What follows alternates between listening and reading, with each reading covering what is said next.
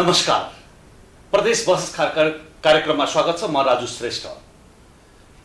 दर्शकबिन, यतिखेर हामी बागमती प्रदेशको राजधानी हेटौडामा छौं र हेटौडा स्थित भूमि व्यवस्था कृषि तथा सहकारी मन्त्रालयबाट यो प्रत्यक्ष प्रसारण गरिरहेका छौं र हामी आज कुराकानी गर्न गइरहेका छौं कृषि, जो यति बेला नेपाल सरकारको अब समृद्धिको लागि एउटा ठूलो आवश्यकताको कुरो भइसकेको छ, समृद्धिको लागि महत्त्वपूर्ण पाटो भइसकेको छ। किनभने नेपाल सरकार आफैले पनि अबको आर्थिक समृद्धि भनेको कृषि क्षेत्रबाट मात्रै सम्भव छ भनेर आफैले भनिसकेको अवस्था छ। हो, त्यही कारण हामी यति बेला प्रदेश नम्बर 3 अर्थात् बागमती प्रदेशको कृषि तथा सहकारी मन्त्रालयमा पुगेर आज हामी विशेष कुराकानी गर्न गइरहेका छौं कृषि मन्त्री दावा दोर्जे लामा ज्यूसँग। त्यसभन्दा अगाडि म अलिकति केही भूमिका यहाँ राख्न गइरहेको छु। जस्तो प्रदेश नम्बर 3 मा कृषि योग्य भूमि बागमती प्रदेशमा 3,28,000 हेक्टर भए पनि त्यसमध्ये जम्मा 2,90,000 हेक्टरमा मात्रै खेती भइरहेको छ र 38,000 हेक्टर अहिले पनि बाँझो छ। र कृषि मन्त्री लामाका अनुसार अब त्यो 38,000 हेक्टर जुन बाँझो छ त्यसमा पनि कृषि गराउने, कृषिजन्य उत्पादन गराउने भनेर उहाँहरूले एउटा योजना ल्याइसकेको भनेर भन्नुभएको थियो केही छिन अगाडिको कुराकानीमा। उहाँले फेरि हामीसँग कुराकानीमा पनि भन्नुहुनेछ। हो, यसै सन्दर्भलाई लिएर, यसै विषयलाई लिएर आज हामी विशेष कुराकानी गर्न गइरहेका छौं र यो कुराकानीको सन्दर्भ हामीसँग हुनुहुन्छ भूमि व्यवस्था कृषि तथा सहकारी मन्त्रालय दावा दोर्जे लामा। यहाँलाई कार्यक्रममा स्वागत छ। धन्यवाद। जस्तो यति बेला अब नेपाल सरकारले पनि आगामी आर्थिक समृद्धि, उन्नति जुन अहिले कोभिड-19 को कारणले जुन थलप परेको छ आर्थिक अब अहिलेको यहाँको अर्थतन्त्र, त्यसलाई माथि उकास्नको लागि र मुलुकको अर्थव्यवस्थालाई को समृद्धिको लागि कृषिलाई नै मुख्य आधार बनाएर कृषिकै माध्यमबाट अगाडि बढ्ने भन्ने एउटा जुन योजना बाहिर ल्याएको छ, त्यो अन्तर्गत तपाईहरु कसरी अगाडि बढ्दै हुनुहुन्छ? हामी अब बागमती प्रदेश सरकार हामीले अस्ति नीति कार्यक्रम पास गर्यौं। नीति कार्यक्रममा पनि हामीले के कुरो पास गर्यौं भने अहिले हामीलाई यो कोभिड-19 कोरोना भाइरस रोगका कारण अहिले लकडाउनमा हामी नेपाली मात्रै हैन विश्वव्यापी रूपमा आम जनता आतंकित छन्। नेपाली जनता भन्नु होला भने एक दिन पछि अर्को दिन बढ्दै आइरहेको, एकदम चाप्दै आइरहेको अवस्था छ। यो सबै अवस्थालाई ध्यानमा राखेर अहिले पर्यटन क्षेत्र साँच्चै भन्ने हो भने एकदम ठप्प भएको अवस्था छ। यस्तो अवस्थामा आफ्नो देशमा पहिलो कुरो त आत्मनिर्भर आफै बन्नु पर्यो भन्ने हिसाबले धेरै मान्छेहरू विभिन्न देशमा रहेका हाम्रो नेपाली र बागमती प्रदेशका चाहिँ हाम्रो भाइ भतिजाहरू, छोरी चेलीहरू फर्केर आउँदैछन्। किन आउँदैछन् भने विदेशमा बसेर अर्काको देशमा लामो समयसम्म बस्यो भने अब यो कोरोना भाइरसको कारण धेरै अप्ठ्याराहरू परिस्थितिहरू झेलिराखेको अवस्था छ। यो अवस्थामा आफ्नै देशमा फर्केर उत्पादनमुखी काममा लागेर आफ्नै देशमा बस्ने उहाँहरूको सोच छ र धेरै मान्छेहरूको फोन पनि आइराखेको छ, हामीलाई छिटो फर्काउनु पर्यो, हामी फर्किसकेपछि स्वदेशमा बसेर हामीले आफूले जाने बुझेको काम गरेर हामी बस्न पाउनुपर्छ भन्ने उहाँहरूको माग छ। मलाई लाग्छ यो बागमती प्रदेशमा 25 लाख मान्छे विदेशबाट फर्क्यो भने बागमती प्रदेशमा 10 लाखको सेरोफेरमा बागमती प्रदेशमा बस्छन्। त्यत्रा ठुलो संख्याका हामी मान्छेहरूलाई रोजगार पनि दिनुपर्ने, उहाँहरूलाई चाहिँ व्यवस्थित गर्नको निम्ति कम्तीमा पनि कृषि क्षेत्रलाई उत्पादनमुखी थलो बनाएर उहाँहरूलाई व्यावसायिक ढङ्गले उत्पादनमा चाहिँ केन्द्रित भएर अगाडि बढ्नुस् भन्ने योजनामा प्रदेश सरकार लागेको छ। र हामीले एउटा के निर्णय गरेका छौं भने अब अनुदानको क्षेत्रलाई हिजोभन्दा अलि फरक ढङ्गले लैजाने, ब्याजमा अनुदान दिने, सामूहिक खेतीहरू व्यापक रूपमा बढाउने, अहिले हामीले सामूहिक खेती सिन्धुली, चितवन, नुवाकोट र सिन्धुपाल्चोकमा सामूहिक खेती अगाडि बढाइराखेका छ। त्यहाँ मात्रै होइन, बाँझो बसेका जमिनहरू अब हिमाल छ, पहाड छ, तराई छ, हावापानी र माटोले कुन बाली माग्छ त्यो बालीलाई उत्पादनको थलो बनाएर अगाडि बढ्नुपर्छ र कम्तीमा पनि हामी हिमाल क्षेत्रमा के उत्पादन हुनसक्छ, त्यहाँको हावापानी माटोले के माग्छ त्यो खालको त्यही क्षेत्रको जनतालाई त्यही क्षेत्र तपाईँको त्यही काममा इङ्गेज, जडीबुटी सामूहिक रूपमा जडीबुटीहरूको खेती गर्ने, त्यसपछि स्याउ लगायतका तपाईँको विभिन्न खालको जडीबुटीहरूको चाहिँ खेती गर्ने। अनि हिमाल क्षेत्रमा त फेरि चौरी हुन्छ, च्याङ्रा हुन्छ, भेडा हुन्छ, विभिन्न खालको तपाईँको चाहिँ हिमाल क्षेत्रमा हुने पशुपन्छीहरू हुन्छ, त्यसको चाहिँ राज्यसँग अनुमति लिएर पालन गर्ने र त्यसलाई व्यवसायिक ढङ्गले पालेर आत्मनिर्भर बनाउने। अलिअलि तपाईँको पहाडतिर झरिसकेपछि विभिन्न खालका यहाँ त आँप, लिची, कटहर लगायतका विभिन्न खालका फलफुलहरू हुन्छन्। त्यो सबै खालका फलफुलहरू रोप्ने र तपाईँको अन्नबाली चाहिँ तपाईँको धान, मकै, कोदो, फापर लगायतका विभिन्न हामीले चाहिँ अनगिन्ती चाहिँ तपाईँको चाहिँ उत्पादन हुन सक्ने चिजहरू उत्पादन गराउने काममा लाग्नुपर्छ भन्ने मान्यतामा हामी छौँ। त्यसको साथमा हामी अलि मैदानमा आइसकेपछि अब यो चाहिँ तपाईँको केरा, माछा, तरकारी, गाई, भैँसी पालन गर्ने र त्यो चाहिँ तपाईँको चाहिँ क्षेत्रमा हरेक ठाउँमा मान्छेहरू इङ्गेज होस्, कम्तीमा पनि मान्छेहरू चाहिँ माछा मासुमा आत्मनिर्भर बनोस्, अन्नमा आत्मनिर्भर बनाउने, दुधमा आत्मनिर्भर बनाउने, तरकारीमा आत्मनिर्भर बनाउने, अन्नबालीमा आत्मनिर्भर बनाउन सक्ने अवस्था बागमती प्रदेशले सृजना गर्ने भन्ने सोचमा छ। त्यसको लागि हामी धेरै कुरामा भन्दा पनि अब सबै मान्छेले पाउने गरी साह्रै सानो एकदमै गरिब मान्छेहरू हुन्छ, विपन्न वर्गका मान्छेहरू जसले चाहिँ तपाईँको लेख्न जान्दैन, जो मान्छे प्रस्ताव पेश गर्न सक्दैन, त्यस्ता मान्छेहरूलाई हामी 0% ब्याज, उसलाई ब्याज नलगाउने यो प्रदेश सरकारको निर्णय। जस्तो एउटा कुरो नि यहाँले भन्नुभयो हामीले हिमालदेखि तराईसम्मका विभिन्न कृषिसँग सम्बन्धित प्रोग्रामहरू, कार्यक्रमहरू लिएर आएका छौँ। त्यो कति महिने हो? किनभने यति बेला त गाह्रो, अब विदेशमा बसेका जुन नेपाली चेलीबेटीहरू, दाजुभाइहरू छन् उहाँहरूलाई तुरुन्तै ल्याउने अवस्था भइसकेको छ। जुन विदेशमा बस्नुभएको छ त्यो विदेशले अब पाल्न नसक्ने अवस्था छ, रोजगारी दिन नसक्ने अवस्था छ। अनि यो यहाँको कार्यक्रम यो करिब उहाँहरू आइसकेपछि व्यवस्थापन गर्ने या व्यवस्थापन तुरुन्तै गरेर अनि उहाँहरूलाई यहाँ बोलाउने, मगाउने? दुईटा कुरो छ।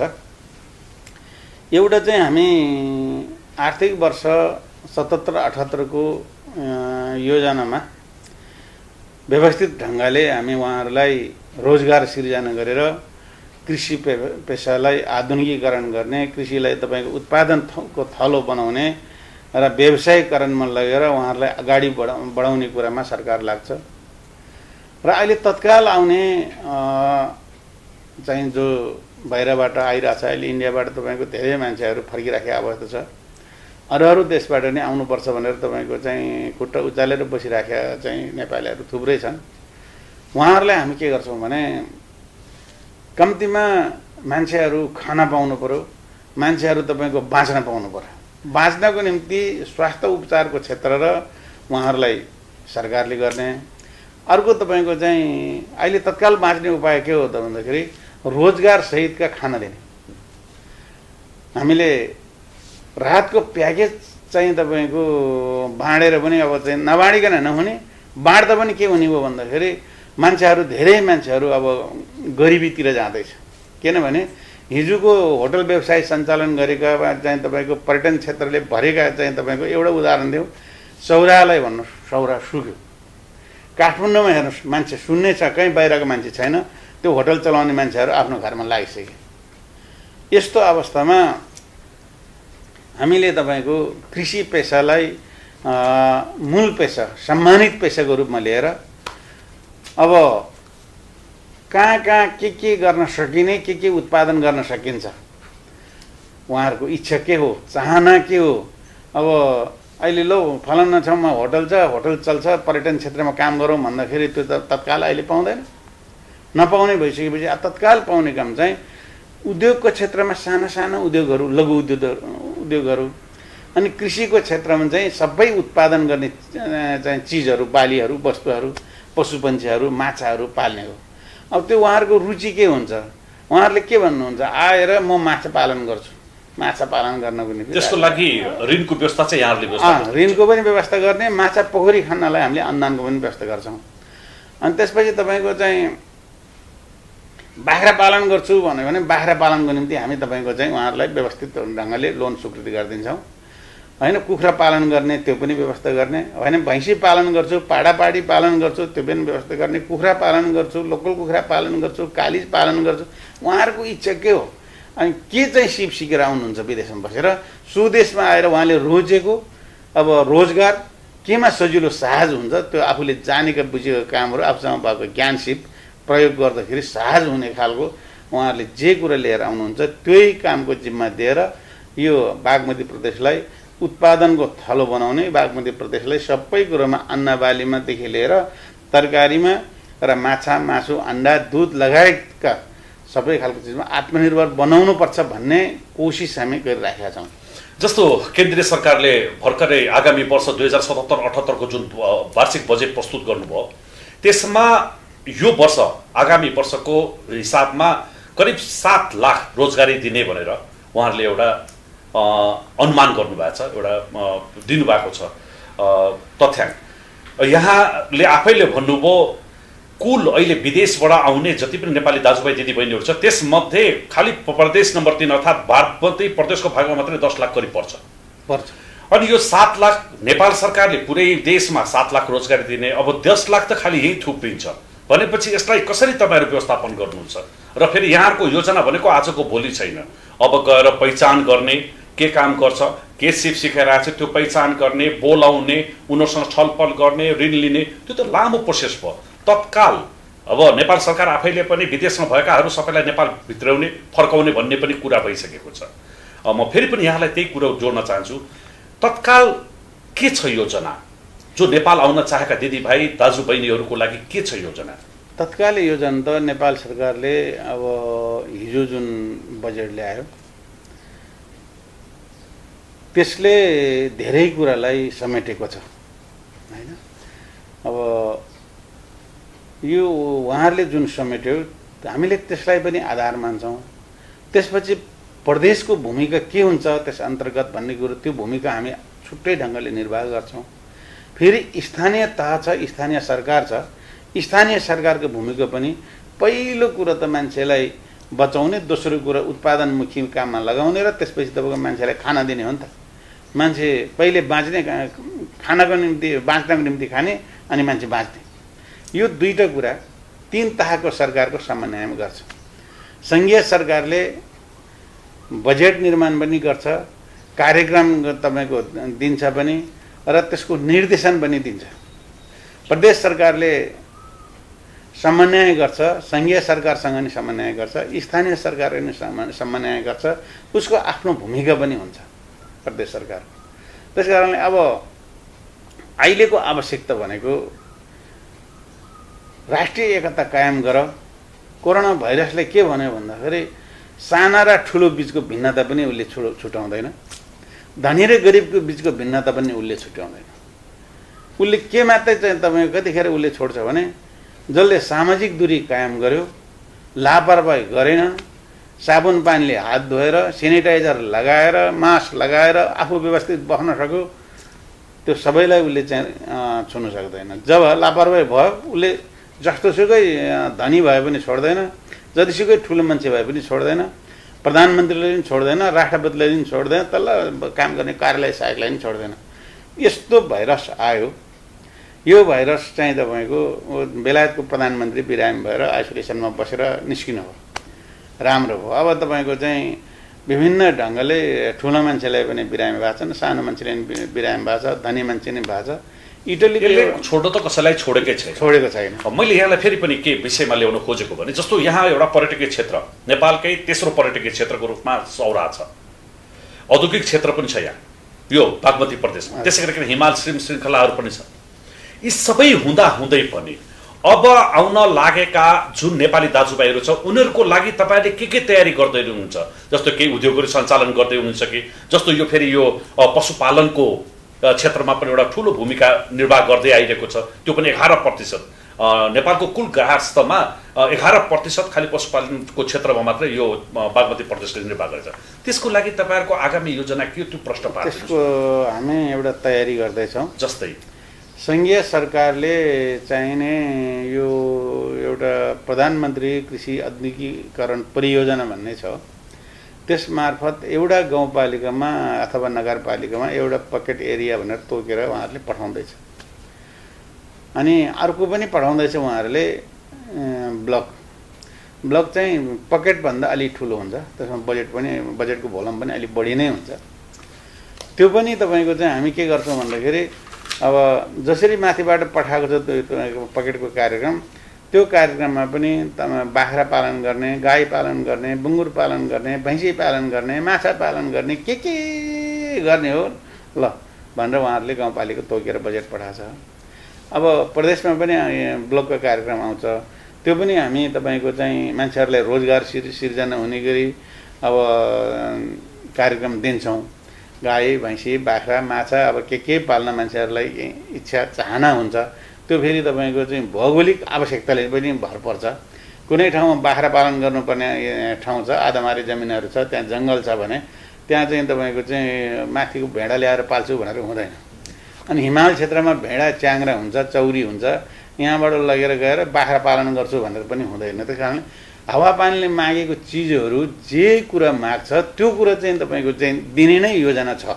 सरकारले त्यो कार्यक्रम दिने र मान्छेहरूलाई एकरूपतामा ल्याउने। एकरूपतामा ल्याउने भनेको अब काम गरेर रोजगार सिर्जना गराउने, त्यो रोजगारको माध्यमबाट कृषिको स्वयंसेवकहरू पनि हामी व्यापक रूपमा बढाउँछौँ। त्यसपछि हरेक मान्छे त बाँच्नु पऱ्यो, बाँच्नको लागि त गर्नु पऱ्यो, खानु पऱ्यो भनेपछि तपाईँ हामी पनि काम गर्नुपर्ने परिस्थिति सिर्जना भयो। अब हरेक मान्छेले दायाँ बायाँ घरको करसा बारीदेखि लिएर कौशी खेतीदेखि लिएर यो बाँझो बसेको जमिनहरू कुनै बाँकी नराख्ने। किनभने बाँझो जमिन 38,000 चाहिँ हेक्टर छ यहाँ। यो 38,000 हेक्टर जमिन बाँझो तपाईँको फोर्नको निम्ति 3 तहको सरकारको समन्वयमा फोर्ने हाम्रो योजना छ। त्यो समन्वय छ कि छैन? समन्वय छ। हामी छलफल सङ्घीय र प्रदेश र स्थानीयको समन्वय छ। हामी सङ्घीय सरकार र प्रदेश सरकारको बिचमा संयुक्त रूपमा बैठक बसिराखेका छ, छलफल चलिराखेका छ। हाम्रो सङ्घीय कृषि मन्त्री चाहिँ घनश्याम भुषाल हुनुहुन्छ। हामी उहाँसँग चाहिँ तपाईँको काठमाडौँमा 2 दिने बैठक संयुक्त रूपमा बस्यौँ। जस्तो यति बेला चालु आर्थिक वर्षभन्दा 7 अर्ब कृषि क्षेत्रमा यति बेला कृषि क्षेत्रको लागि 7 अर्ब बढी बजेट विनियोजन गरेको छ, जस्तो 41 अर्ब 40 करोड रुपियाँ। त्यो 7 अर्बले अहिले जसरी सरकारले कृषिकै माध्यमबाट समृद्धि खोजिरहेछ, त्यो 7 अर्बले पुरा गर्छ? त्यो 7 अर्बले गर्दैन। त्यो फेरि तपाईँको यस्तो हो, अहिले चाहिँ त्यो सबै कुरा त्यहाँ आएको बजेटले मात्रै गर्दैन। त्यो बजेट चाहिँ तपाईँको बिउ पुँजी हो। त्यसले तपाईँ के गर्छ भने मान्छेहरूले रोजगार सिर्जनाको निम्ति वातावरण बनाउँछ। अनि त्यसपछि त्यो मात्रै होइन, अब तपाईँको प्रदेशमा चाहिँ बजेट हुन्छ, त्यसपछि तपाईँको स्थानीय तहमा पनि बजेट हुन्छ। त्यति मात्रै होइन, स्वयं व्यक्तिहरू जो मान्छे फर्केर आउनुहुन्छ उहाँहरूलाई सरकारले सपोर्ट गर्ने हो, बाटो देखाउने हो। तपाईँहरूले हामी अब त्यो बाँझो बसेको जमिनलाई भूमि ब्याङ्कको स्थापना गर्छौँ। त्यो भूमि ब्याङ्कले के गर्छ भने तपाईँको स्थानीय तहसँग साझेदारी र सहकारी गरेर कुन नगरपालिकामा कुन गाउँपालिकामा कसको जग्गा कति छ भन्ने कुरा हामी जमिन हेर्छौँ। त्यसपछि तपाईँको त्यो थाहा हुन्छ। नम्बरी जग्गाहरू बाँझो बसिराखेको अवस्था छ भने ल तपाईँको जग्गा बाँझो रहेछ, तपाईँ आफै कमाउनुहोस्। यदि तपाईँले कमाउन सक्नुहुन्न भने सरकारलाई तपाईँले लिजमा दिनुहोस् भनेर सरकारले लिजमा लिन्छ। अब त्यो तपाईँको चाहिँ भूमि ब्याङ्कमा लिन्छ। भूमि ब्याङ्कमा लिइसकेपछि भूमि ब्याङ्कले फेरि के गर्छ भने बाहिरबाट आएका युवाहरू, स्वदेशमा पनि बेरोजगार युवाहरू जति छन्, अब ल हामीलाई चाहिँ जग्गा दिनुहोस्, हामी फलाना ठाउँमा ड्रागन फ्रुटको खेती गर्छौँ भने गर्नुहोस्। त्यसमा पनि सहयोग गर्छ। त्यसमा पनि सहयोग गर्छ। अलिकति छोटोमा, अब हाम्रो समय सकिसकेको छ, छोटोमा भनिदिनु पर्यो। भनेपछि यति बेला 7 अर्ब जुन बढाएको छ त्यसले चाहिँ थेक्दैन। त्यसमा स्थानीय निकायको त्यसै गरिकन प्रदेश सरकारको सबैको बजेट मिलाउँदाखेरि चाहिँ पुर्याउन सकिन्छ। अब त्यो सपोर्ट हो, सपोर्ट पुर्याउन सक्नुपर्छ र पुर्याउनुपर्छ। अब त्यो यो तपाईँको जसरी हुन्छ उत्पादनको क्षेत्रलाई, कृषि क्षेत्रलाई साँच्चै नै उत्पादनलाई व्यापक बढाउने हो भने कृषिसँग सिँचाइ सँगसँगै लानुपर्छ। सिँचाइको व्यवस्था तपाईँको जुन जुन माध्यमबाट हुन्छ, जस्तो कुलो चल्ने ठाउँमा खोलाको पानी लाने होइन, जब कुलो चल्दैन बोरिङ, त्यसपछि तपाईँको लिफ्ट सिँचाइ, थोपा सिँचाइ, सोलर सिँचाइ जे गरी हुन्छ, जहाँ किसानले उत्पादन गर्ने थलोमा चाहिँ तपाईँको चाहिँ उत्पादन गर्न लाग्छ त्यहाँ पानी पुर्याउने काममा पनि सरकार लाग्नुपर्छ। हामी के गर्छौँ, उत्पादन गर्ने ठाउँमा हामी उहाँहरूलाई पानी पनि व्यवस्था गर्छौँ। त्यसपछि हामीले गर्ने के हो भन्दाखेरि किसानलाई दिने भनेको सबै कुरो दिने होइन, मलमा सहयोग गर्ने, बिउमा सहयोग गर्ने, त्यसपछि पानीमा सपोर्ट गर्ने, अनि विद्युतको तपाईँको चाहिँ उसमा सपोर्ट गर्ने। जस्तो कतिपय विद्युत चाहिँ तपाईँको पैसा तिर्न नसकेर पेसा छोडेर भाग्ने अवस्था छ, त्यसमा सपोर्ट गर्ने। त्यसपछि तपाईँको बाँकी चाहिँ हामी सस्तो ब्याजमा लोन स्वीकृति गरेर सपोर्ट र सहयोग गर्ने, सबै मान्छेलाई एकरूपतामा ल्याउने। त्यसबाट चाहिँ हामी के गर्छौँ भने ल अब कृषिको माध्यमबाट देशको आर्थिक उन्नति गर्ने, पहिलो कुरा मान्छेलाई बचाउने होइन, देश यो प्रदेशलाई आत्मनिर्भर बनाउने। त्यो गरिसकेपछि अनि नेपालले खोजेको सम्मान्य प्रधानमन्त्रीले घोषणा गर्नुभएको छ समृद्ध नेपाल सुखी नेपाली, त्यो पुरो गर्नको निम्ति त वास्तवमा चाहिँ अब यो कृषि र उद्योगलाई जोडेर लैजानुपर्छ। यो दुईटैले चाहिँ रोजगार सिर्जना गर्ने मूल कृषि हो। त्यसपछि साना साना उद्योगहरूमा मान्छेहरूलाई रोजगार सिर्जना गरेर कहाँ के रोजेर के काम गर्ने। कतिपय मान्छेलाई के हुन्छ भने यो नुवाकोट जिल्लामा, धादिङ जिल्लाको पहाडतिर जानुभयो भने बाँसको यति धेरै काम आउँछ। हेर्नुहोस्, बाँसकै डोको बुन्छ, बाँसको डालो बुन्छ, बाँसको नाङ्लो बुन्छ, बाँसकै तपाईँको टेबल बनान्छ, बाँसकै तपाईँको बस्ने कुर्सी बनाउँछ, जे बनाएन। फेरि हामी यो सन्दर्भलाई फेरि अर्को हामी पटक जोडौँला, अहिलेलाई समयको अभाव छ। धन्यवाद, यहाँले हामीलाई समय दिनुभयो, यहाँलाई धेरै धेरै धन्यवाद छ। अब तपाईँहरू यस्तो भाइरस, अब जुन बेला अप्ठ्यारो परिस्थिति छ, यस्तो बेलामा पनि मन्त्रालयमा, भूमि व्यवस्था कृषि तथा सागरी मन्त्रालयमा आउनुभयो। यो बागमती प्रदेशको सरकारको प्रतिनिधिको हिसाबले अब कृषि मन्त्रालयलाई व्यवस्थित ढङ्गले सञ्चालन गरेर धेरै मान्छेहरू कृषिमा र पशुपन्छीमा, माछाको क्षेत्रमा, फलफुलको क्षेत्रमा आत्मनिर्भर हुने र रोजगार सिर्जना गरी कार्यक्रम ल्याउने कुरोलाई जनताको बिचमा, किसानको बिचमा लैजाने गरी तपाईँले जुन प्रोग्राम लिएर आउनुभयो, तपाईँको सम्पूर्ण टिमलाई हार्दिक धन्यवाद दिन चाहन्छु। हस्, धन्यवाद। दर्शकवृन्द, हामीसँग हुनुहुन्थ्यो बागमती प्रदेशका भूमि व्यवस्था कृषि तथा सहकारी मन्त्रालय सहकारी मन्त्री दावा दोर्जे लामा हुनुहुन्थ्यो र उहाँले भनिसक्नुपर्छ कृषिकै माध्यमबाट देशको समृद्धि गर्न सकिन्छ र देशको समृद्धि भएपछि मात्रै अनि जनताको सबैको रोजगारीको व्यवस्था पनि हुन्छ भनेर उहाँले भन्नुभयो। अहिलेलाई प्रादेशिक बहस कार्यक्रम यही समाप्त भएको घोषणा गर्दछु र क्यामेरा पर्सन गोपाल पङ्गिनीका साथमा चितवन ब्युरोलाई समेत धन्यवाद दिन चाहन्छु।